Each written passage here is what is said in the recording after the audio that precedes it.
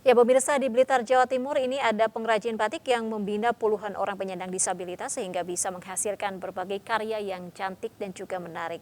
Hasil kreasinya antara lain tas, baju, hingga gantungan kunci. Nah, pelanggannya ternyata bukan hanya dari dalam negeri saja, pemirsa, namun sudah mampu menembus pasar luar negeri.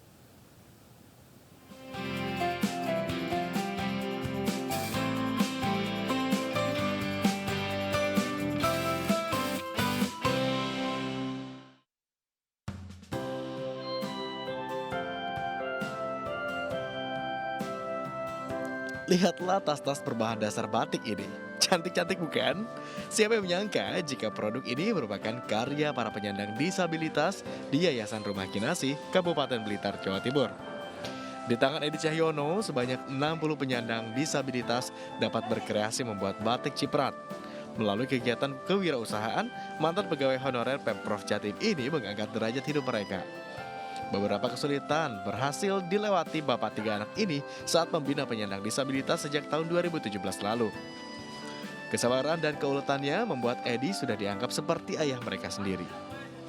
Kesulitan itu ya tentunya ada karena mereka yang kita rangkul ini kan teman-teman yang berkebutuhan khusus, ada yang terhambat terkait dengan komunikasinya, terkait dengan pendengarannya, sensoriknya, mental, apalagi yang di sini kan mayoritas yang disabilitas mental atau DGJ.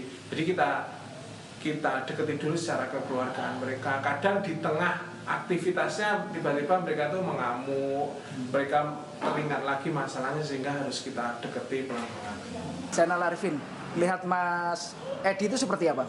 Seperti ayah sendiri. Seperti ayah sendiri. Seperti keluarga dia. Rumah Kinasih dapat membuat rata-rata 15 hingga 20 lembar kain batik ciprat per harinya.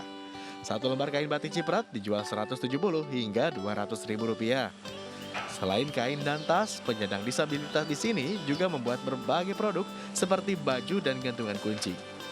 Edi Cahyono membagi tugas, yakni penyandang disabilitas mental membuat kain batik, sedangkan penyandang disabilitas fisik bertugas menjahit. Selama berkarya di Yayasan Rumah Kinasih, penyandang disabilitas ini dipenuhi hak-haknya. Mereka di sini itu kita penuhi kebutuhan dasarnya, seperti makan 3 kali. Terus yang kedua itu pengobatan rutin setiap bulan.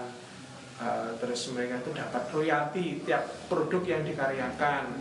Terus mereka itu terlindungi BPJS Ketenagakerjaan dan lain-lain kegiatan-kegiatan yang sifatnya sosial dan kegiatan-kegiatan yang sifatnya itu membangun mental. Selain memenuhi pesanan dari dalam negeri, Rumah Kinasih juga sering mendapatkan pesanan dari luar negeri seperti Amerika, Singapura, bahkan Australia. Kedepannya, Edi berharap makin banyak pengusaha yang peduli terhadap para penyandang disabilitas. Ayo kita rangkul mereka ada sama. Pada dasarnya teman-teman disabilitas itu tidak perlu kita kasihani, tapi kita kasih akses dan kesempatan. Sama kok, mereka juga punya impian, mereka juga punya keinginan, mereka bisa.